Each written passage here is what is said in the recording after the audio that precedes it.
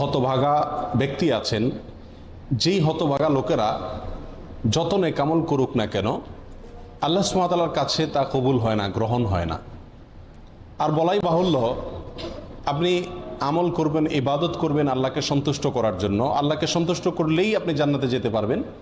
যে আল্লাহকে সন্তুষ্ট করবার জন্য আমরা আমল, ইবাদত, জিকির, আজকার, তাসবিহ, সালাত, সিয়াম সব করি, সে আল্লাহর কাছে যদি এগুলো অ্যাকসেপ্টেড না হয়, গ্রহণযোগ্য না হয়, আল্লাহ যদি সেগুলোকে গ্রহণ না করেন, তাহলে এই আমল করে আমাদের কোনো উপকার আসবে না। তার ভিতরে এক নম্বরে যে ব্যক্তির কথা বলবো সেটি সুনানে নাসাইতে বর্ণিত হয়েছে। নবী আলাইহিস সালাম বলেছেন, কোনো ব্যক্তি ইসলাম গ্রহণ করলেন, আগে তিনি অমুসলিম ছিলেন, ইসলাম গ্রহণ করার পরে যদি আবার সে শিরকে ফিরে যায়, আবার তিনি যদি শিরকে লিপ্ত হয়ে যান, তাহলে তার কোনো আমল আল্লাহ সুবহানাহু ওয়া তাআলা গ্রহণ করবেন না। যদি সে শিরকে লিপ্ত হওয়ার পরে তওবা করে আবার মুসলমানও হয়, তবুও তার আমল গ্রহণযোগ্য হওয়ার জন্য শর্ত হলো হাত্তা ইউফারিকাল মুশরিকিনা ইলাল মুসলিমিন, সে মুশরিকদের দল, মুশরিকদের দেশ, মুশরিকদের সমাজ ত্যাগ করে মুসলমানদের সমাজে আসার আগ পর্যন্ত তার কোনো আমল গ্রহণযোগ্য হয় না। তাহলে একজন অমুসলিম, তিনি মুসলিম হলেন, ইসলাম গ্রহণ করলেন, ইসলাম গ্রহণ করার পরে আবার তিনি অমুসলিম হয়ে গেলেন, এরপর যদি আবার তিনি মুসলমান হয়ে যানও কিন্তু অমুসলিমদের মধ্যেই তিনি অবস্থান করেন, তাহলে তার আমল আল্লাহ তাআলা গ্রহণ করবেন না। তার আমল গ্রহণযোগ্য হতে হলে তাকে মুসলমানদের সমাজে এসে প্রবেশ করতে হবে, বসবাস করতে হবে, এর ফলে সেই ইসলামের উপরে টেকা তার জন্য কি হবে? সহজ হবে। নাম্বার 2 এবং 3, 2 এবং 3 এই দুটো পয়েন্ট বর্ণিত হয়েছে আবু দাউদ এবং সহিহ ইবনে খাজামা বর্ণিত এক হাদিসের মধ্যে। নবী আলাইহিস সালাম এখানে এই হাদিসে 2 ব্যক্তির কথা বলেছেন, যে 2 ব্যক্তির আমল আল্লাহ সুবহানাহু ওয়া তাআলা কি করবেন না? কবুল করবেন না। কারা তারা? নবী আলাইহিস সালাম বলেছেন, এটা হলো দ্বিতীয় ব্যক্তি। ওই ব্যক্তির সালাত আল্লাহ সুবহানাহু ওয়া তাআলা কবুল করবেন না যে সালাত পড়তেছে পবিত্রতা অর্জন করা ছাড়া। তার মানে পবিত্রতা অর্জন করা সালাতের জন্য পূর্ব শর্ত। এখন যদি পবিত্রতা অর্জনের ত্রুটি থাকে, কোথাও শুকনা থাকে, ভালো করে ওযু না করেন, ভালো করে গোসল না করেন, তাহলে আপনার এই সালাত হবে না। এই সালাত আবার পুনরায় করতে হবে, এটা বিশুদ্ধই হবে না, আল্লাহ তাআলার কাছে এটা অ্যাকসেপ্টেডই হবে না। তাহলে সালাত এটা আদায় করার জন্য, এটা কবুল হওয়ার জন্য পূর্ব শর্ত হলো পবিত্রতা থাকা। অপবিত্র ব্যক্তির সালাত নামক ইবাদত আল্লাহ কি করবেন না? কবুল করবেন না। এটা হলো দ্বিতীয় ব্যক্তি যার সালাত বা ইবাদত কি হবে না? কবুল হবে না। অতএব ভালোভাবে উত্তম রূপে ওযু এবং গোসল করতে হবে। নাম্বার 3, ওয়ালা সাদকাতা মিন গুলুল। আমাদের সমাজে আজ হালাল ইনকাম করা মানুষ, হালাল উপার্জন করা মানুষ সোনার হরিণ হয়ে গেছে ভাই। আলহামদুলিল্লাহ, দানকারী মানুষের অভাব নাই, সবাই টুকটাক দান করার চেষ্টা করে, কিন্তু এই হাদিসটি জানার পরে দান করার চাইতে ইনকাম যেন হালাল থাকে সেদিকে আমরা বেশি গুরুত্ব দেব। নবী আলাইহিস সালাম বলেছেন, ওয়ালা সাদকাতা মিন গুলুল। অবৈধ সম্পদ আত্মসাৎ করে যে সম্পদ কামাই করেছেন, হারাম উপায়ে যে সম্পদ কামাই করেছেন, সেই সম্পদ দিয়ে যদি আপনি সাদকা করেন, দান করেন, এই দান কবুল হবে না, এটা আল্লাহর কাছে গ্রহণযোগ্য হবে না। তাহলে তৃতীয় ব্যক্তি হলেন ওই ব্যক্তি যে ব্যক্তি হারাম পথে উপার্জন করেন, তার দানের ইবাদত আল্লাহ কি করবেন না? কবুল করবেন না। নাম্বার 4 নম্বর, যার আমল ইবাদত কবুল হবে না, বিশেষ করে সালাতের কথা বলা হচ্ছে এখানে, সালাত কবুল হবে না, তিনি হলেন ওই মহিলা যে মহিলা সালাত আদায় করছেন অথচ তিনি খেমার পরেন নাই, অর্থাৎ ওড়না পরেন নাই।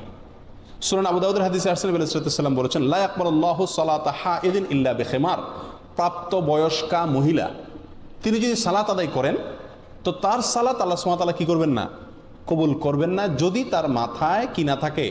ওড়না না থাকে। অর্থাৎ যেভাবে সতর ঢেকে সালাত আদায় করা দরকার সেভাবে যদি সতর না ঢাকা হয় তাহলে তার সালাত হবে না। মহিলাদের সালাতের মধ্যে সতর হলো তার মুখমণ্ডল ছাড়া, এবং অনেক ওলামা ইকরাম বলেছেন 2 হাতের কবজি ছাড়া এবং 2 পায়ের পাতা ছাড়া, কেউ কেউ পাতাকেও যোগ করেছেন। আর বাকি পুরা শরীর ঢাকতে হবে। মাথার চুল সেটাও দেখা যেতে পারবে না, খোলা থাকতে পারবে না। কাঁধ, বুক, পিঠ কোনো কিছু খোলা থাকতে পারবে না। হাতের বাজু, গোছা, বাজু, বাহু কোনো কিছু খোলা থাকতে পারবে না। 4 নম্বর, ওই ব্যক্তি যার সালাত কবুল হবে না আল্লাহর কাছে, তিনি হলেন প্রাপ্তবয়স্কা নারী। তিনি মাথার উপরে ওড়না দেওয়া ছাড়া যদি কি করেন?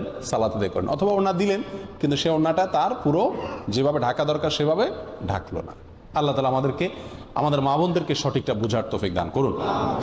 নাম্বার 5 নম্বর, এটাও মেয়েদের প্রসঙ্গেই, ওই মেয়ের সালাত কবুল হবে না আল্লাহ সুবহানাহু ওয়া তাআলা তার সালাতকে গ্রহণ করবেন না, অ্যাকসেপ্ট করবেন না।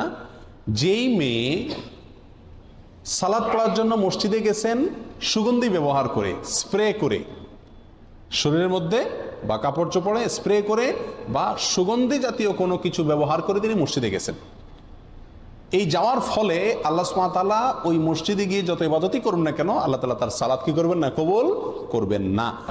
সময় তো ভাইয়েরা, 6 নম্বর, 7 নম্বর, 8 নম্বর এক হাদিসে 3 ব্যক্তির কথা একসঙ্গে বলা হয়েছে যাদের সালাত আল্লাহ সুবহানাহু ওয়া তাআলা কি করেন না? কবুল বা গ্রহণ করেন না। আর সে হাদিসটি বর্ণিত হয়েছে সহিহ ইবনে হিব্বানে, ইবনে মাজাহ এবং আরো কয়েকটি হাদিসের কিতাবে।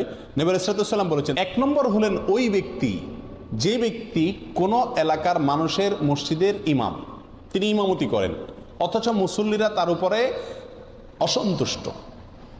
অসন্তুষ্ট বলতে ন্যায়সঙ্গত কারণে অসন্তুষ্ট। আজকাল তো হুজুররা চলা একটু বাঁকা হইলেও পাবলিক বলে না হুজুর পছন্দ না। তো হুজুরের ব্যক্তিগত কারণে যদি আপনি অপছন্দ করেন সেটাতেই হুজুরের কোনো কিছু আসবে যাবে না, ওটাতে আপনার কপাল আপনি পড়বেন। কিন্তু যদি যুক্তিসঙ্গত কারণে লোকটা বেদাতি, লোকটা খারাপ মানুষ, লোকটার ভিতরে কোনো বদভ্যাস আছে, সেই কারণে যদি পাবলিক তার প্রতি অসন্তুষ্ট থাকে, তাহলে এই ব্যক্তি জেনে শুনেও পাবলিক আমার উপর অসন্তুষ্ট, আমার কোনো চরিত্রের দোষের কারণে, তারপরেও সেই ইমামতির আসন ধরে আছে, আঁকড়ে আছে, তো এই ব্যক্তির ব্যাপারে এই কথা আসছে যে তার সালাত তার মাথার 1 বিঘত উপরেও উঠে না, অর্থাৎ আল্লাহর কাছে কবুল হয় না। নাম্বার 2, ওয়ামরাআতুন বাতাত ওয়া যাওজুহা আলাইহা সাখিত, ওই মহিলা যিনি সারাটি রাত কাটিয়ে দিলেন অথচ সারা রাত তার স্বামী তার উপরে অসন্তুষ্ট। আমাদের মা বোনদের মধ্যে এই সমস্যাটা ঘরে ঘরে কম বেশ আছে। স্বামী স্ত্রী ঝগড়া লাগবেই, এটা চিরন্তন বিষয়। নবী আলাইহিস সালামের মতো মানুষ, তার সঙ্গে উম্মাহাতুল মুমিনিন রাদিয়াল্লাহু তাআলা আনহাদের সাথেও মনোমালিন্য তৈরি হয়েছে। নবী আলাইহিস সালাম রাগ করে মসজিদে যান নাই, বাসায় যান নাই, মসজিদে শুয়ে রয়েছেন। ওমর রাদিয়াল্লাহু তাআলা এসে মধ্যস্থতা করে মিলিয়ে দিয়েছেন। এই ঘটনা ঘটছে। উম্মাহাতুল মুমিনিন একদিকে, নবী আলাইহিস সালাম একদিকে, তাদের জীবনে যদি এটা হয় তাহলে বোঝা গেল স্বামী স্ত্রীর জীবনে ঝগড়া, কথা কাটাকাটি, ভুল বুঝাবুঝি এগুলো হবেই হবে, এর কোনো চারা নাই। পাতিল দুটো একসাথে থাকলে বাড়ি খাবেই। কিন্তু আমাদের বোনদেরকে খেয়াল করতে হবে, যেহেতু আমাকে আল্লাহর সন্তুষ্টি অর্জন করতে হবে, আমার ইবাদত আল্লাহর কাছে কবুল করাইতে হবে, অতএব রাগ করে আপনি থাকেন, কিছু সময় থাকেন, সমস্যা নাই। সারাটা রাত স্বামীর উপরে রাগ করে আপনি থাকিয়েন না, অন্তত রাতের কিছু অংশ গেলে রাগটা মিটানোর চেষ্টা করেন। যদি স্বামী অন্যায়ভাবে রাগ করে থাকে, গায়ের জোর রাগ করে, সেটা ভিন্ন কথা। যাই হোক, তাহলে দ্বিতীয় হলেন ওই স্ত্রী যিনি সারাটি রাত কাটিয়ে দিলেন অথচ তার স্বামী তার কারণে তার উপরে কি? অসন্তুষ্ট। যদি স্বামী অন্যায়ভাবে অসন্তুষ্ট হয় এবং তাকে সন্তুষ্ট করার কোনো জায়গা না থাকে, গোয়ার টাইপের হয়, তাহলে ভিন্ন কথা। 3 নম্বর, আব্দুন আবেক, ওই গোলাম বা কৃতদাস যে মালিক থেকে পালিয়ে গেছে অনুমতি ছাড়া, কোনো তার সাথে চুক্তি ছাড়া তার থেকে পালিয়ে গেছে। কোনো বর্ণনা আসছে ওই 2 ভাই, যেই 2 ভাই নিজেদের মধ্যে মারামারি বা কাটাকাটিতে লিপ্ত। তাহলে এই হাদিসে 3 ব্যক্তির কথা আমরা পেলাম, আর আগে 5 জনের কথা বললাম, তাহলে মোট 8 জনের কথা পেলাম যাদের সালাত বা ইবাদত আল্লাহর কাছে কি হয় না? গ্রহণযোগ্য হয় না।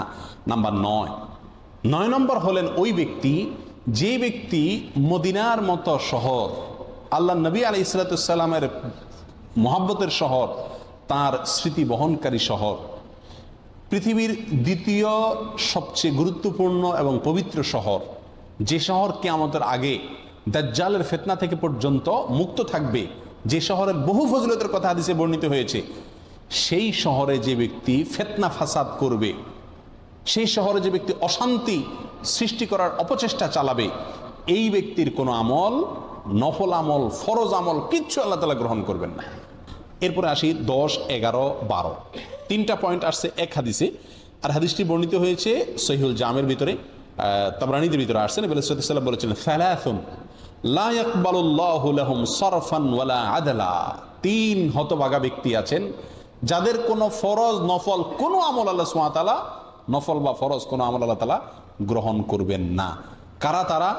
নাম্বার 1, আকুন, মা বাবার অবাধ্য সন্তান, মা বাবাকে কষ্ট দেয়, মা বাবার ন্যায্য দাবিকে মানে না, মা বাবার ন্যায়সঙ্গত নির্দেশকে ফলো করে না। বড় কঠিন একটা জায়গা, মানতেই হবে আল্লাহ এবং তার রাসূল সাল্লাল্লাহু আলাইহি সাল্লামের পরে যার নির্দেশ মানতে আমি বাধ্য, কে সে? আমার জন্মদাতা বাবা এবং মা, যতক্ষণ সাধ্যে কুলায় মানতে হবে, শুনতে হবে। 11 নম্বর হলো মান্নান।